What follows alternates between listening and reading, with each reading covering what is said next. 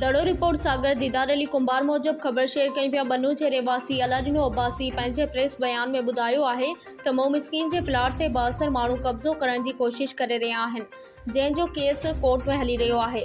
ऐं वधीक ॿुधायो त जुमो इक़बाल जमाल लखाडिनो ऐं ॿियनि मुंहिंजे घर जो भर वारे प्लाट ते कब्ज़ो करण जी कोशिश करे रहिया आहिनि ऐं आसपास जो कचरो हर रोज़ मुंहिंजे प्लाट ते छॾे प्लाट खे सोढ़ो करे छॾियो आहे। बासरनि खिलाफ़ केतिरा भेरा बनू थाणे ते शिकायत कई आहे, पर इंसाफ़ न मिली सघियो।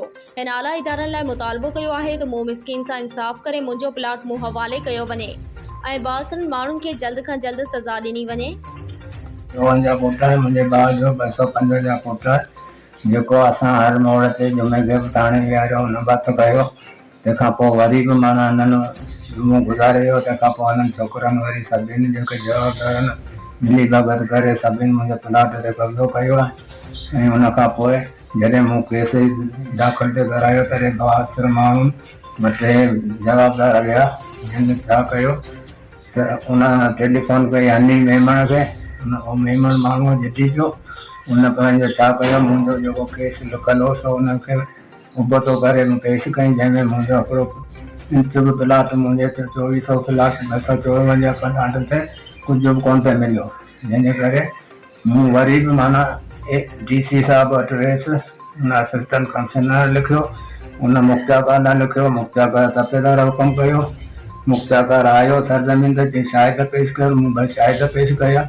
जॾहिं शाहिदी ॾेई विया त बाबा हीउ हिन जो प्लाट आहे। तंहिंखां पोइ वरी उहो जॾहिं तपेदार वियो त उन्हनि वरी लठियूं कुआरियूं खणी साले ते खलील ते अमीर ते गाह जी लोली करे बीह रहिया। ऐं तंहिंखां पोइ जमाल ऐं इक़बाल पली जो हिन छा कयो, हितां जा कोरठ में ऐं अटानी पांवरनि जी शाहिदी ॾेई उनखे जज जे अॻियां पांवर वरितऊं, जंहिंजे करे जवाबदार कोन पेश पिया ऐं माई ख़ुदि अची पेश पई। उन खां पोइ वकील जो हुननि चई बाबा हाणे पाण केस खटियो आहे, तंहिं करे तव्हां वियो। जंहिंजे करे वरी जमाल वारनि अपील थो करियां त महिरबानी करे उत्तर तरफ़ गंद किचरा न ओलह तरफ़ मुंहिंजा हटाया वञनि ऐं ओभर तरफ़ जमाल जेको आहे अटानी पावर वठी माई खे बहाल करे उन्हनि ते सख़्तु कानूनी कार्रवाई कई वञे ऐं उन्हनि जो स्टे ऑर्डर वरितो वञे। ऐं जज साहब सिविल कोर्ट खे मुंहिंजी अपील आहे त महिरबानी करे हिन जो अटानी पावर रद्द करे मुंहिंजो नओं केस जेको आहे हींअर उहो बहाल करे मुंहिंजो हलायो वञे।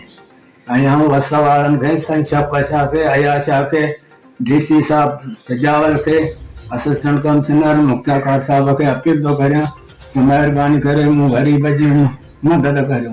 छो जो आउं 2 टे चकर DC ऑफिस में वियो आहियां, मुख्ताकार वटि वियो आहियां,